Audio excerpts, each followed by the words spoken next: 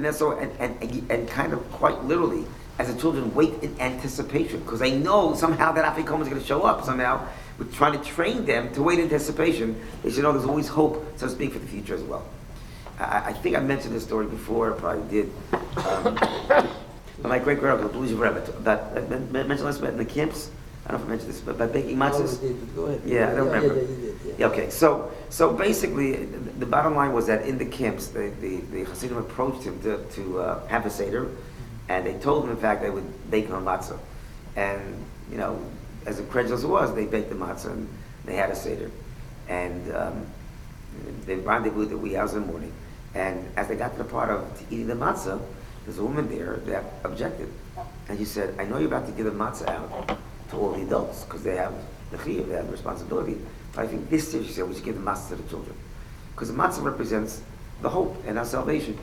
And our children have to know that even in the darkest hell of Bergen-Belsen, that we're going to outlive the Nazis, that there is a geula waiting for us.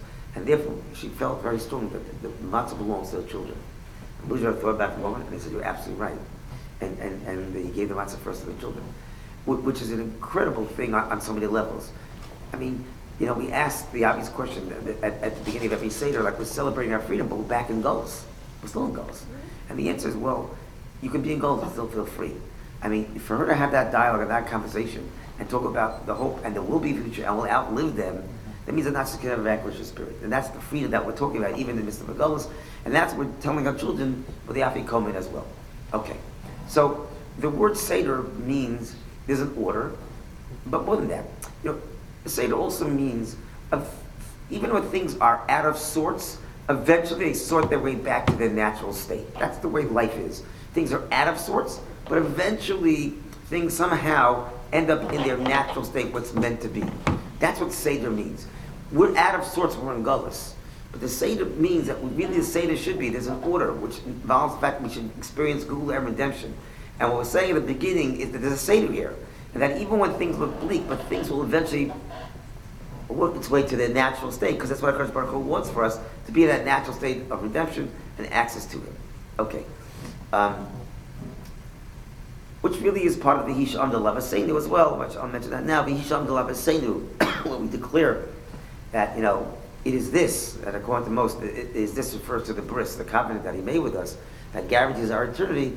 The Hisham Delav Seinu, what's kept us going, and you know, through every single possible imaginable tragedy, is the fact that HaKadosh Baruch Hu guaranteed us the eternity of the Jewish people. In fact, what Yaakov Emden said that far greater than the miracle of splitting the sea is the fact that we're still around. Because the fact that we exist is a much greater miracle than Bisham done. And HaKadosh Baruch Hu always arranging behind the scenes that eventually that we always seem to make it past and continue to grow. Did I tell you a story about the Ethiopian Jews? Did I tell you a story yesterday? No? Okay. Let me share with you a story. 1991. So the Israelis worked on something called Operation Solomon. There were 17,000 Ethiopian Jews that were kind of stuck, literally, in the crosshairs between the rebels on one side and the regime that was in power at the time. And they were literally stuck in between, and their lives were quite endangered. And Israel reached out to this dictator and said, we want to be able to airlift them. So the dictator said two things. First of all, he knew his days were numbered. The rebels were actually being armed by the Americans. He knew his days were numbered. So he wanted to have his own parachute. So he wanted $180 million for his own, you know, so he could be able to live, somewhat manage, eke out a living wherever he goes.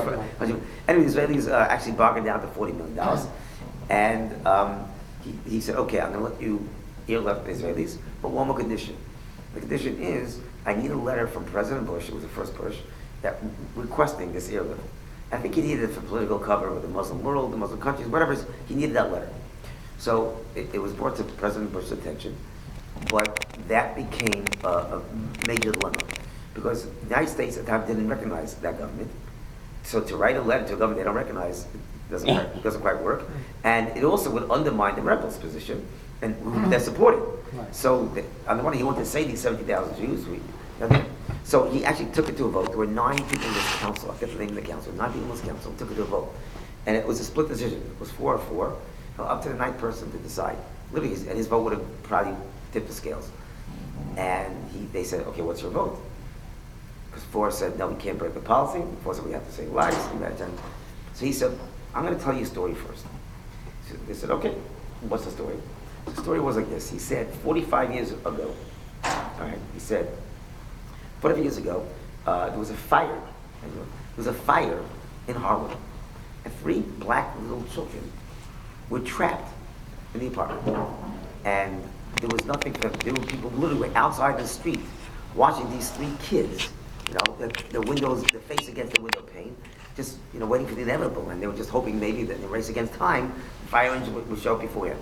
But it did not look good. All of a sudden, they saw one guy wrap himself in a blanket, made it wet, ran in, and saved these 3 black American kids, black African American kids. Anyway, unbelievable thing, and then he disappeared. But they managed to somehow track him down, and I think it was the father even that tracked him down, and he was very grateful. He said, what's the story?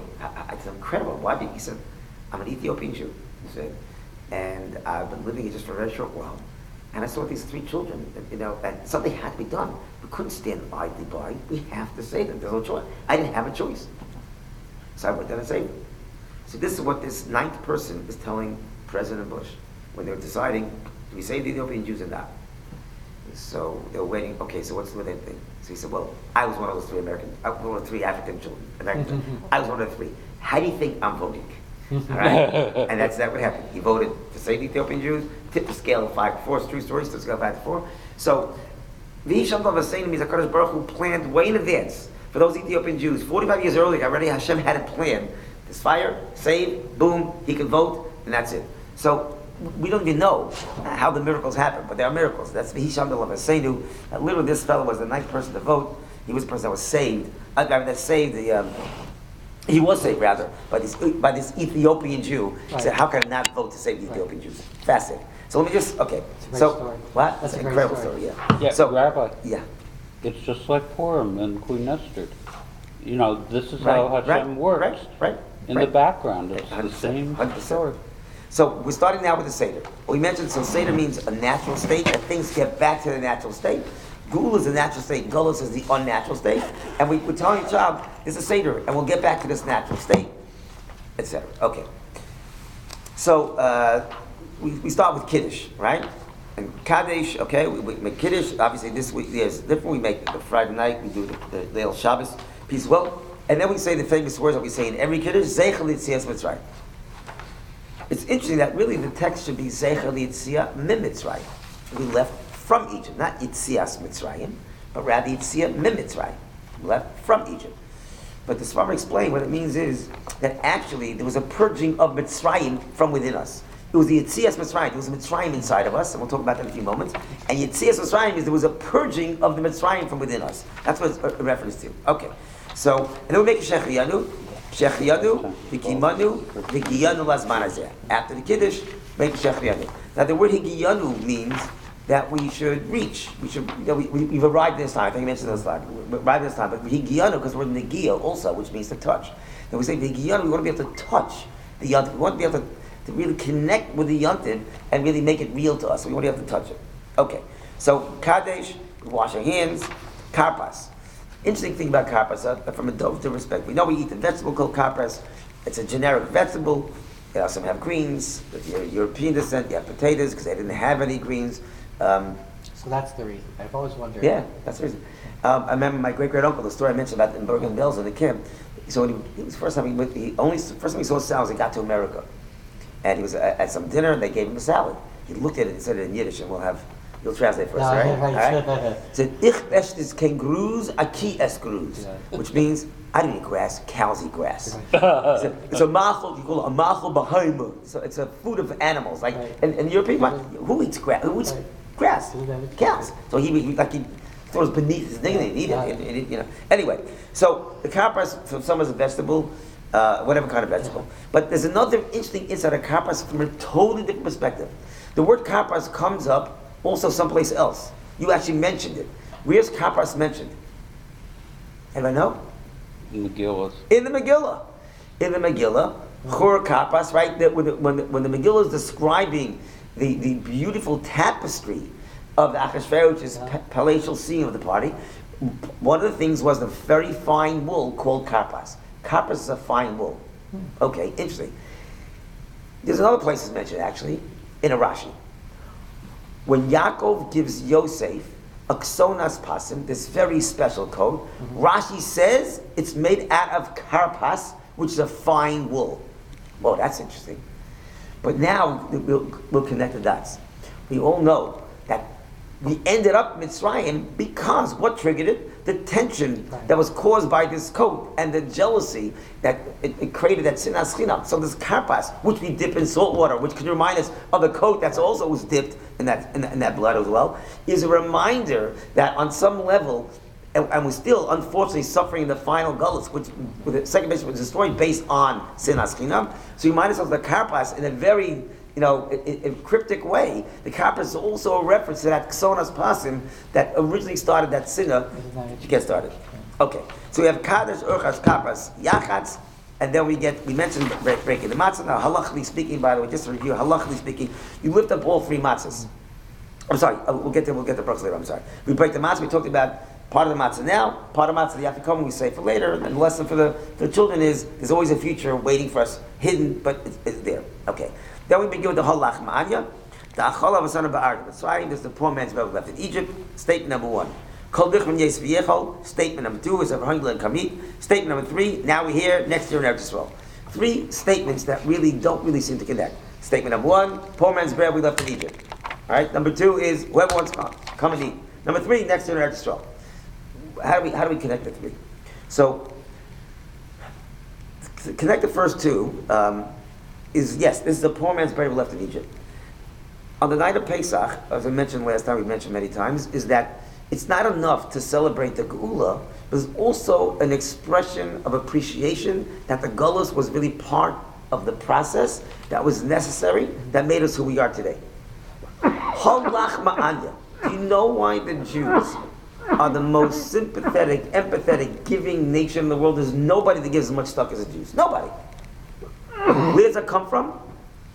Halach ma'anya, because we ate that poor man's bread ourselves, because we suffered, because we went through those times. We know what it means to be underdog. Therefore, kol different. We're able to say, whoever's hungry, let him come eat. So the connection is halach ma'anya, and because it's the poor man's bread, that's why we're able to say kol different, because we recognize that we're able to feel somebody else's pain because we went through it ourselves. That's one idea. Rabbi. Yeah. Who made this signification that this bread is the bread of the poor? Okay, so because yeah. when we see the poor, they don't eat that kind of bread. Yeah. So okay. So 2 things. It's a poor man's bread, and according to some opinions, it's the cheapest food to feed a servant. It's flour and water, and also sits in your stomach the longest time. So it's the most efficient kind of food. It's the cheapest food. It's a break of flour and water. You put it in your stomach, and it sits there for a long time. As you recall correctly, when I eat your matzah, it sits in your stomach for quite a bit of time, and that's why it was done. But we're going to talk about the poor man's bread from a different perspective as well. But that's the center it comes from. Is it probably because the bread itself is lacking all kinds of the Correct. ingredients Yes. that usually Yes. bread has, It's and we call it bread of that Right. lacks Right. all of these ingredients Correct. rather than bread of the poor.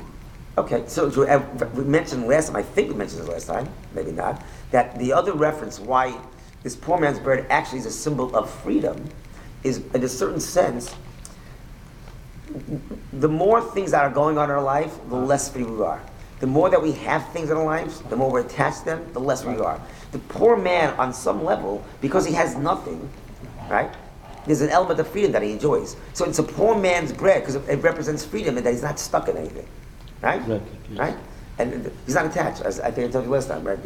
Bob Dylan said, if you ain't Right. got nothing, you got nothing to lose. Right. Right? That's it. Right? So that's the halach ma'anya. Okay.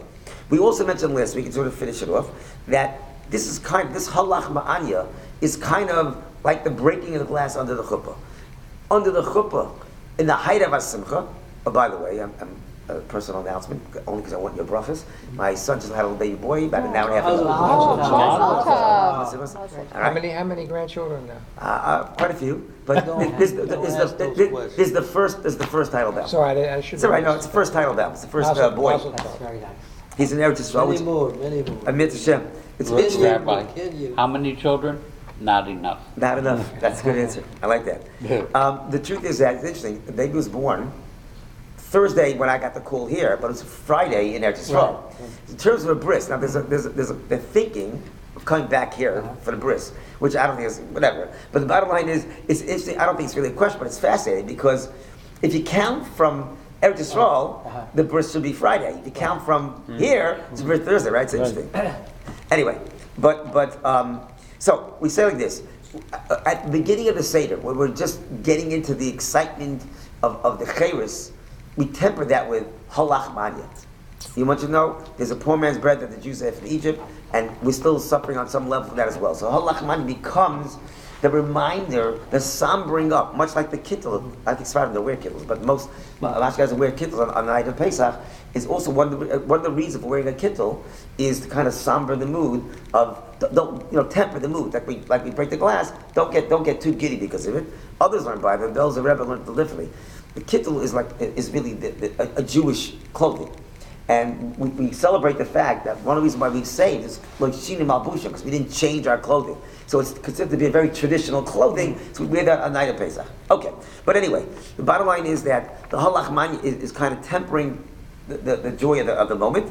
And then in fact we kind of almost underscore that by saying whoever's hungry, let him come eat. You see, we could not do that when we had a Korban Pesach, because you had to invite them prior to the shechita, prior to the slaughtering, to be invited. So if now at the Seder we say whoever's hungry, we kind of say, you know what? We don't have a Korban Pesach. So kind of still underscoring, bemoaning the fact that we can invite now, but the flip side is if we can invite now, it means it's not a Korban Pesach, because we couldn't do it otherwise. But Chazal tell us in Gemara Brachos, Kolam es abol al Yerushalayim. Anybody who mourns, who really cares and feels deeply about the loss of Yerushalayim, he will merit to feel the redemption as well. So if halach manya is kind of expressing a little bit mourning, and even kol dichvin is reminding us that we don't have a Korban Pesach yet. That's why the third step is next year will be in Eretz Yisrael, because anybody who mourns properly will be zeicha, we merit to have the geula. So that's the connection of all three. Okay, manashtana halayla zeh. How is this night different from all the nights? Okay, so first of all, manashtana obviously in simple chat is referring to the night. Why is this night different? But the other way of looking at it is Manashtana Halayla Zeh. How is this night going to make us different? Manashtana Halayla Zeh. How are we going to become different after going through this night? It's a challenge to ourselves. We have to challenge ourselves to become different this night. Now, Manashtana Halayla Zeh also means that there's something unique about this night. I think we mentioned last week, actually, that normally mitzvahs are associated with daylight activity. All the mitzvahs are done in daytime. Very rare do you have mitzvahs associated with nighttime, except the night of Pesach. Everything is a nighttime mitzvah. So we're saying, why is this night different in that it has all the mitzvahs? So we explained last time that really the specialness, the holiness of Pesach is not just that God passed over our homes, but that we talked about this, passed over the interim steps. Normally growth is incremental, but on Pesach we went from the lowest level to the highest level of a moment, and so we passed over the interim steps. Normally there's a period called Sur Mara. Wean yourself off bad. Asay Tov, then do good. And nighttime is associated with Sur Mara, because you're not doing any activity. And daytime is Asay Tov. Manashtana, this night is different, that it has all the qualities of daytime. We skip over the nighttime process of weaning ourselves off of bad. We went straight from the lowest level to the highest level in one moment. That's the idea behind Manashtana. How unique is this night? Avodah Yilam Par Mitzrayim. We were slaves to Paro in Egypt. We talked last time, I apologize. We talked last time about why it says we were slaves to Paro and in Egypt. Two different things. Did we talk about that? Anybody remember? No? We didn't? Okay. So it says, again, the answer is we were slaves to Paro in Egypt. Right? Obviously, if we just said we were slaves to Paro, we know it's Egypt. We were slaves in Egypt, obviously, for Paro. Why do you have to emphasize both? We also know that when the Kriya Samsev, right, all the Mitzrayim died. They all died, they all drowned. Except, according to one Chazal, Paro escaped. He ends up in Nineveh, according to some, Paro escapes. Right? It's kind of a strange thing. Like, Hashem could have made the final curtain. We talk about this? No? No. Okay. It's kind of like, you watch a horror movie when they stab the monster, right? And he's now dead on the floor finally, and the credits roll because it's all over. And then right as the movie's about to end, you see his hand do something like this. Yeah. That means sequel, right? That's what it means, right? So if Paro escapes, that means sequel's coming up. And what's a sequel, and what does that mean? So it seems that there were two kinds of slavery. A slavery to Paro and a slavery to Mitzrayim. Mitzrayim, we were ensconced and we imbibed all the decadence and immorality and the bad values of Mitzrayim. We have a lave, which our midos come from, and we have a moach, or a brain, so to speak. And Mitzrayim was being metamten, it was really destroying, if you will, the Jewish heart. With all its bad behavior, with all its cruelty, all that exposure, could have done damage to the Jewish heart. And then we left Mitzrayim, we said, Yitzias Mitzrayim, I said earlier, we purged that Mitzrayim from within us. Paro was not the heart threat, that was Mitzrayim. When the Egyptians drowned at the sea, they're done. That's the final act, which means Hashem is telling us the Jewish heart is now saved. And that's true. You can go anywhere in the world, religious, not religious, there's something about a Jewish heart, right? The Gemara says, you can tell who's a Jew. If he's not Rachmanim, right? By Shanim, Gadol Chasadim, if they're not compassionate, they don't get embarrassed if something wrong, they're not acts of kindness, then you could suspect they're not even Jewish. Because everyone's got the Jewish heart. The Jewish heart is part of our DNA, and that's there. The Egyptian threat is gone, curtains, it's over. But Paro still lurks, means there's another element of danger. What's Paro? So the Sfarim tell us that Paro spelled backwards is ha'aref, which means the back of the neck. When I look at you, I'm connected. When I see the back of your neck, I'm disconnected, right? We're not connecting. If I see the back of your neck, we're not. Paro was trying to disconnect or sever us. It was an ideological battle. This wasn't the heart being ruined and being pure. It was an ideological battle where Paro was saying, I want to sever your ties, that you believe you have a unique relation with one single God. I want to sever those ties. Paro escape means that threat still exists. Anywhere you go, a Jew has a Jewish heart. But unfortunately, the disconnect. Do Jews really know what Judaism is? Do they may feel it. That's the heart, and they feel Jewish. Right. But do they know? Do they have that connection? That's the Paro threat that still lurks. That's reminded by. So Avodim Ilu Paro Mitzrayim, and he took us out of there. How do you fight that? Teach Torah. That's what I'm saying. You gotta learn. You gotta learn it. You have to learn it. You do that. Send your kids to the yeshiva. What? Right? Yeah. Right. That's also true. What's right? That? Well, it works both ways, right? Okay. So. What'd you say? Stiff neck. Stiff neck. Stiff neck. Now I want to show you. It says, "Avodim, we were slaves to Paro, and Hashem took us out from there biyot chazaka, with a strong hand." What do I mean, a strong hand? What does that really mean? I say that all the time. I want to share with you an interesting idea. I think I may mention it, I don't remember anymore. The end, when we'll read a passage in Haggadah that Hashem took us out, lo ayidei malach, not through a malach. Wasn't a malach. Keep emphasizing. Why is that so important, and what does that really mean? Klal Yisrael was born, and I'm using that word born, on that night. It's considered the birth of Klal Yisrael, that when you were born that night. We know, Gemara tells us, that Hashem gives over the keys to many things to malachim to take charge of. There's 3 things that a malach cannot take charge of, and one of them is birth. Later, Hashem has to take care of himself. So it makes sense. Lo ayidei malach. The birth of Klal Yisrael couldn't happen through a malach because that only Klal Yisrael does. Okay, where do I want to go with this? Chazal actually used the term that when we were in Mitzrayim, we were like an uber b'mei imo. We were like a fetus in its mother's womb, which again shows how influenced we are by Mitzrayim. A baby in its mother's womb, all that it gets is nourishment from mother. That's all it has. If we're considered, if we're the mashal, the parable of a baby, a fetus in its mother's womb, that means everything we had was from the Egyptian culture, and it was totally imbibed in us, right? So we were uber b'mei imo, okay, and we know that we're supposed to be there 400 years, but Hashem took us out early, because we were teetering on the brink of spiritual extinction. Let me ask something. This sounds like awarding bad behavior. Rewarding bad behavior, right? They're getting out early for bad behavior. They really should have been there 40 years, but because they behaved so badly, we're getting out early. Why should that work? That's called chote niskar. The sinner gains, right? Because they were so bad, I got to take you out early. The answer is it wasn't quite that way. There was a price to pay. When you pull a baby out of the womb before its time, it's premature. When it says Hashem took us out b'chozek yod, with a strong hand, what it means Hashem had to force us out. Meaning He was pushing us out earlier or pulling us out earlier. The chozek yod is referring to the fact that Hashem took us out early. But a premature baby is undeveloped. Undeveloped baby is very vulnerable to sickness. And the reason why Bnei Yisrael sinned and strayed throughout their stay in the desert was because they were never fully developed. And we need the following Goliaths to really fully develop ourselves. So just let me finish the point. I'll take the question in a second. So Hashem talks about where the strong hand is reference to the fact that Hashem pulled us out early, but there was a price to pay. We didn't kind of work by scot-free. We were undeveloped, which, by the way, now makes sense. When Moshe Rabbeinu defends the Jews by the sin of the golden calf, he says, "Why would you punish them? Keep the chayzik yod, because you took them out with a strong hand. Why is that a defense? But now you say the defense. You took them out with a strong hand, which means you took them out early. They're not They're not a finished product. They're still a work in progress. That's what we're saying.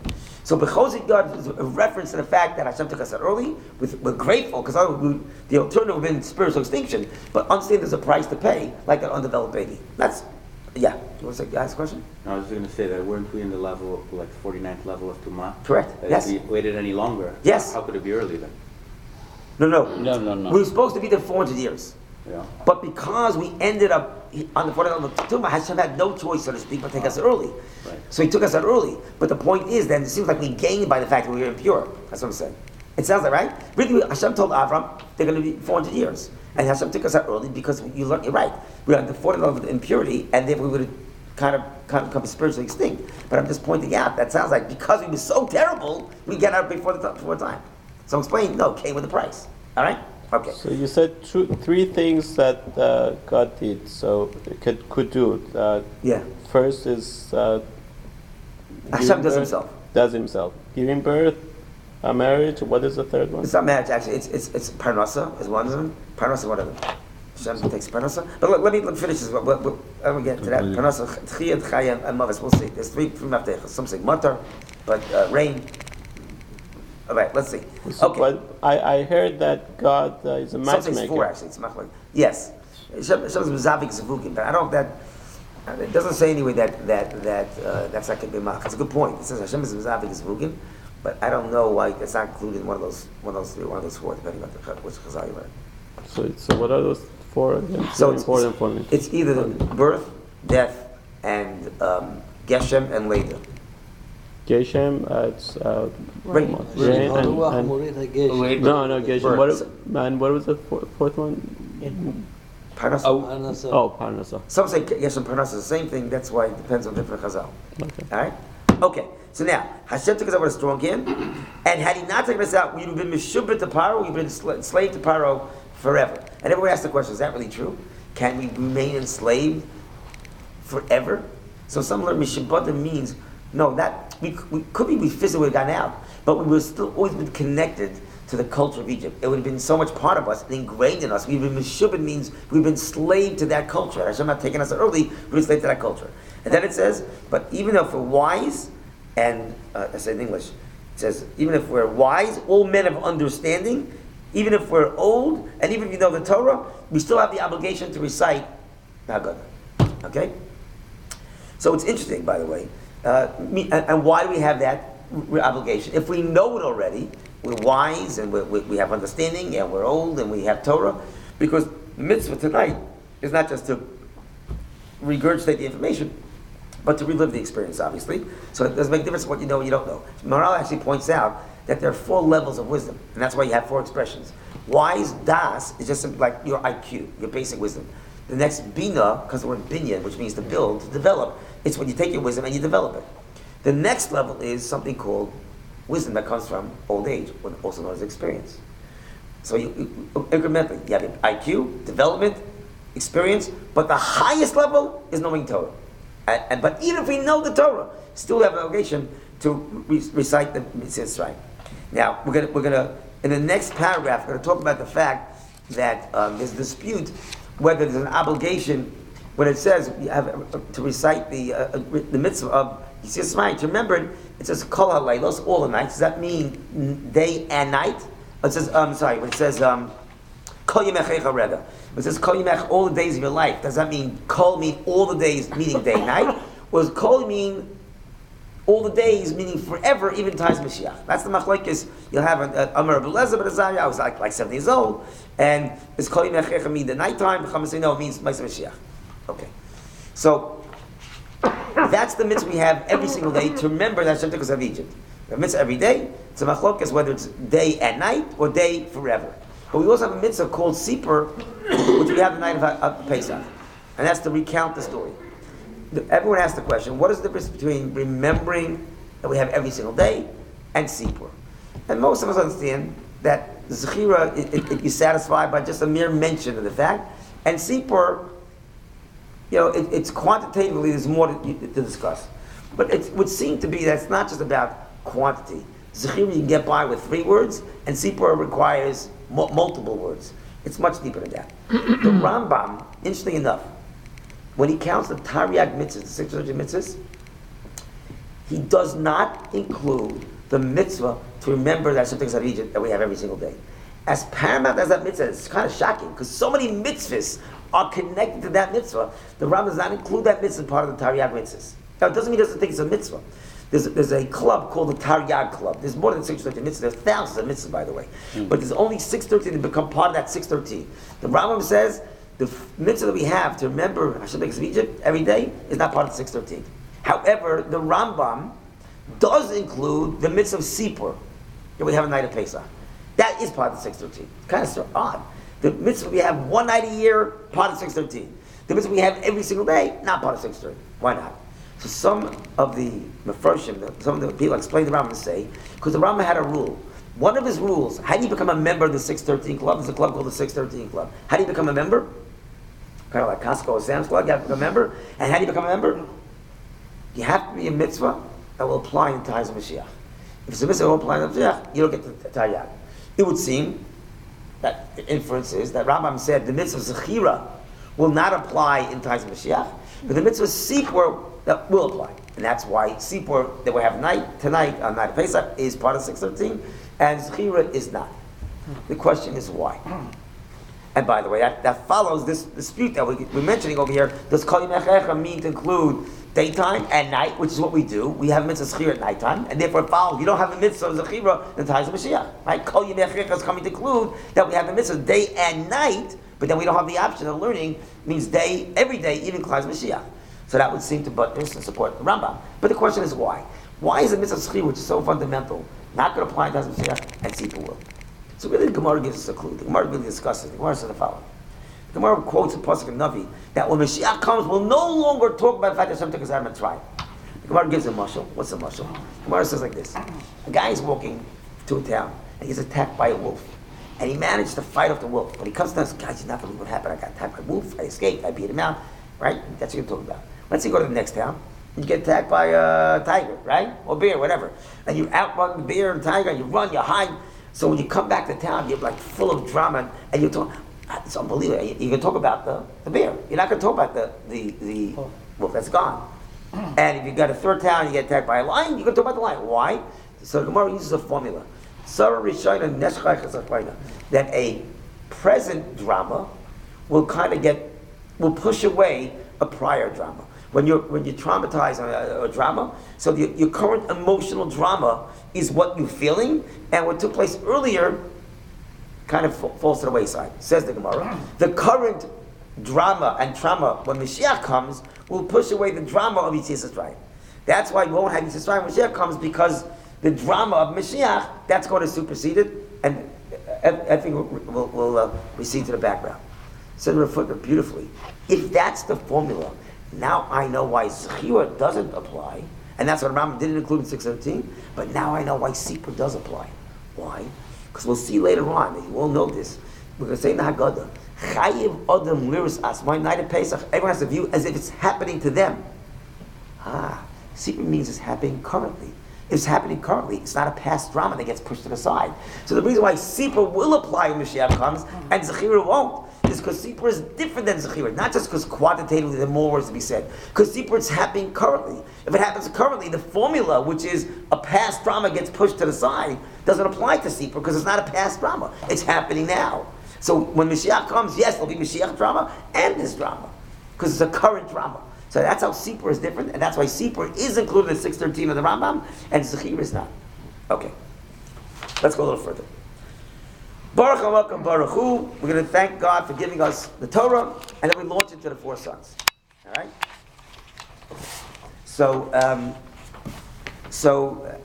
question number 1 is, and again, I don't know if we did this list or not. I just don't really want to talk the blank.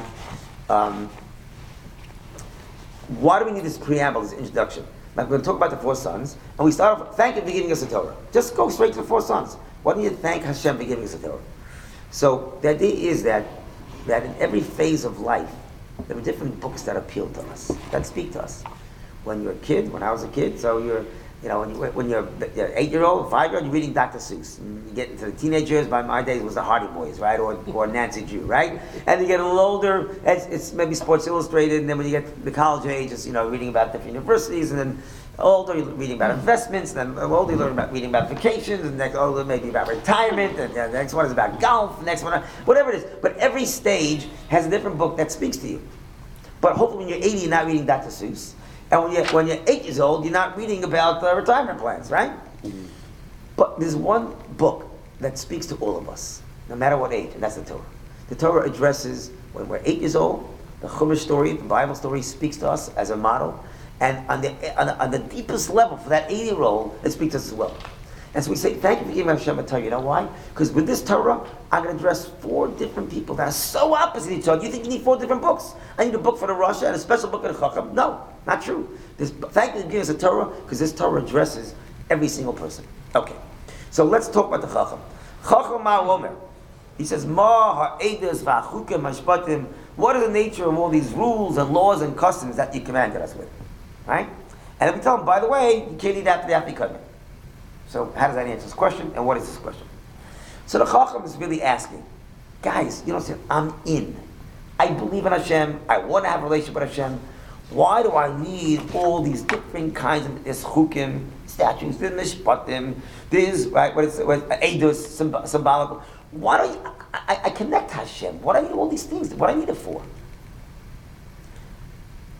And we tell him, you're really right.